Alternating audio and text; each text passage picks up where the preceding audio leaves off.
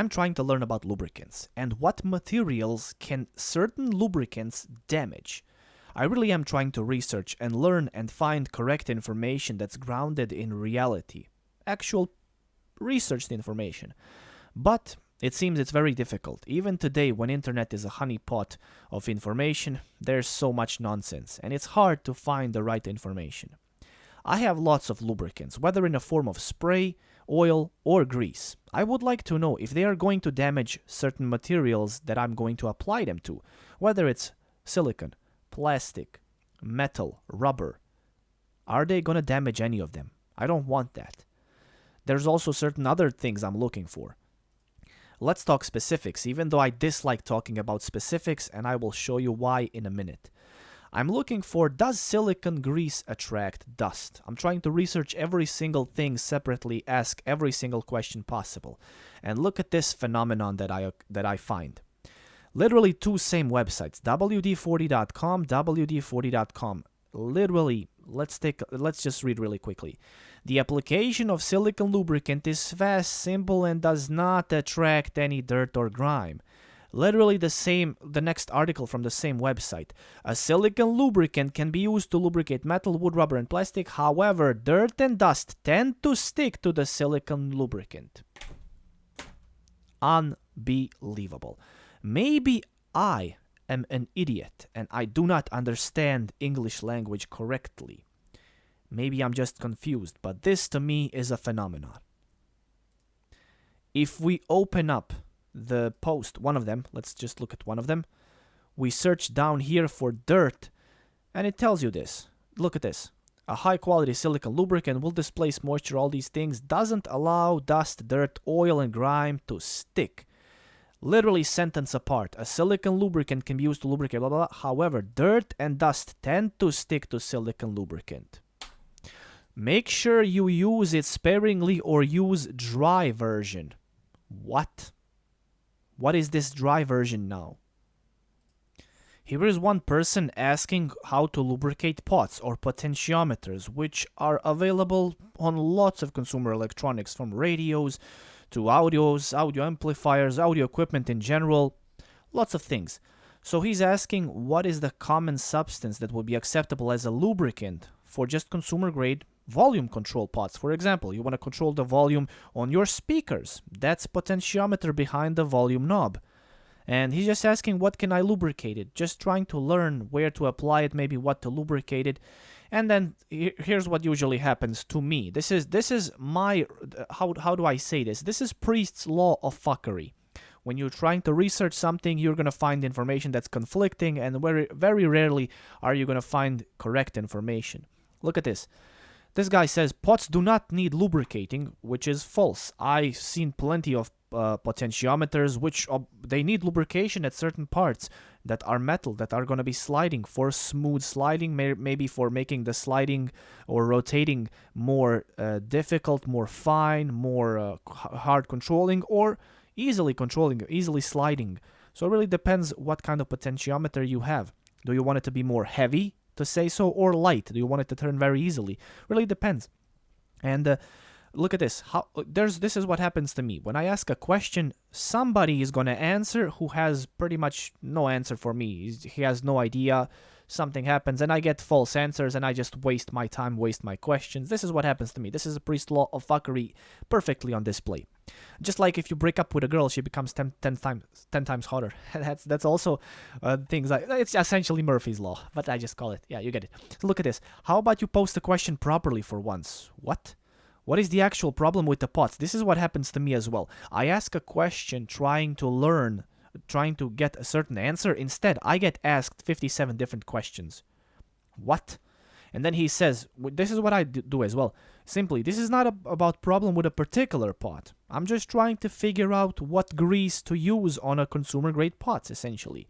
I'm just trying to learn. I just want to clean it and then grease it, lubricate it, make sure it works fine for years to come. Maintain it.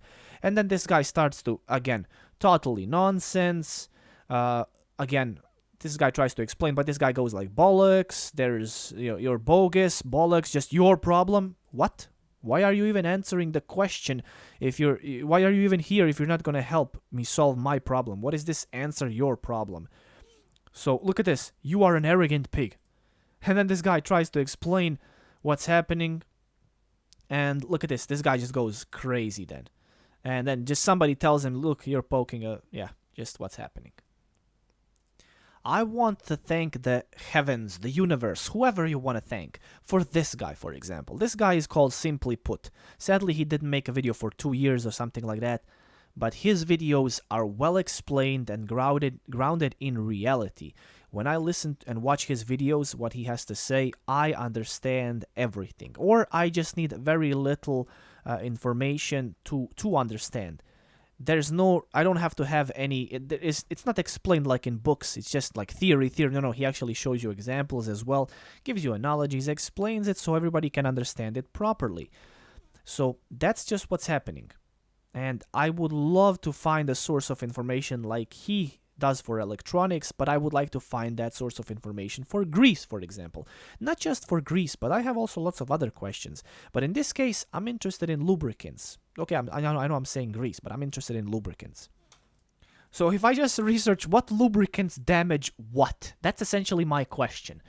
What material, if you will, material, surface, whatever. And then you have, for example, look at this, lubricants and possible plastic or rubber compatibility issues.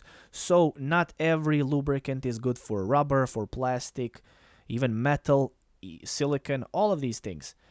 So just trying to learn, but it's very difficult finding this information, what it seems like to me.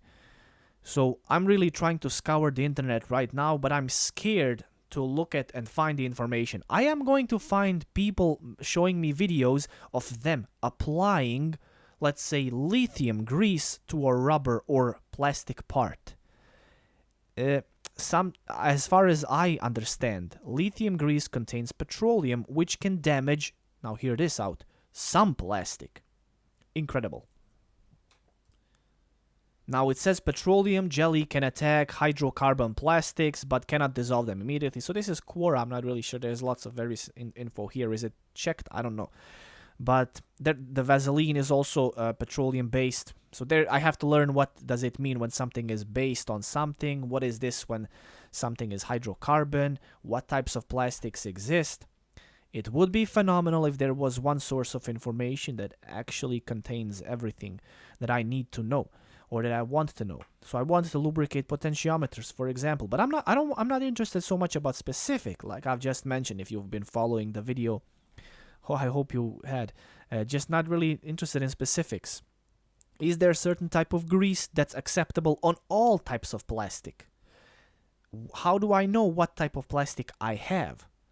So, I could keep asking a million different questions, but what I'm trying to find is the source of information that has it all, and that's compatible with the real world, and that's going to explain it all properly. But this right now, as you can see, it's just crazy. Like I've said, I will find videos of people applying Vaseline, applying lithium grease, all these things, applying them to plastic, but how do I know it's safe on my plastic? How do I know it? I mean, all they do is they show you that in the video, but they never show you the aftermath after, say, 1 month, what has happened to the plastic that you applied petroleum jelly, aka Vaseline, as far as I know, to. What happened to the stuff you applied lithium grease to? For example, I use lithium grease for bearings, metal bearings, and it works perfectly fine. It's not gonna damage metal at all, as far as I know. But what about the plastics? Some bearings do have plastic covers. I'm assuming they made the plastic out of type of plastic that is not going to get damaged by lithium grease. Then again, who knows what's happening? So I would like to learn properly and try, because there's lots of, how do you say, like the other day I learned that WD-40 is supposedly also based on petroleum, and you cannot use it on, let's say, PVC plastic. So that's one type of plastic that's not compatible with petroleum. It's going to melt it. And lots of doors are made out of PVC, for example. And I was about to spray WD-40 in the door hinge, metal door hinge, but it's also in contact with the PVC plastic. And guess what would have happened after a couple of weeks? I would have damaged the door that I, that I just purchased, if you will. So that would be really dumb if I did not research a little bit. But yeah, it's just so much information, man, that's not correct, that lots of stuff is not good. So and one thing I really do hate is I watch English language videos, specifically in USA. I'm not really trying to attack anybody or specifically, but I'm just saying how lots of those videos always use product names. I am not interested in certain product names because maybe those products are not available in my city, in my country, in my continent. You never know. So all I'm trying to find is, the lubricant. What is it made out of? Because you have lithium grease, but somebody's gonna tell you use litholon or whatever the product name is called. I'm not interested in that. I'm interested in what's the actual material, the substance, the formula. What is inside actually. Don't give me these brand names because that doesn't tell me anything. I don't have those brand names where you live. So yeah, that's just what it is. And then I learned that some manufacturers release safety data sheets which contain some information there. But then I don't understand this chemistry and this stuff. So what the hell, hydrocarbons, what is this shit, all this stuff? What are you talking about? What are we talking about here? How do I know what's happening? So the other day I was trying to learn polar and non-polar, what was it? Thingies, I don't know. If a relationship between molecules is polar, non-polar, connection, whatever, links, oh my god. So how am I supposed to know all of these things, man? It's not easy. Then look at this, you have polypropylene, nylon, propylene, mupylene, whatever this is, man. It's so much stuff, but it's scattered all over the place, and it's conflicting as well, so it's really difficult to filter the information. I believe only what I've found so far is that lithium grease contains petroleum, and lubricants on a petroleum base, they're gonna mess up certain plastics. Silicone, I'm not sure. Silicone lubricants should not be applied to silicone because they mix based off of their chemistry formula stuff. I don't know, they mix essentially melting. I don't know, not even sure what information is correct anymore. So hopefully there's a book or a source of information on this. But yeah, thank you for listening to this. Hopefully you see where my struggles lie. Yeah, I don't know, man. I'm not sure where to turn to. Certain information is very difficult to find, I suppose. Maybe I should just find chemists. Maybe they know something about this. I don't know. I'll see you guys. Thanks so much for listening.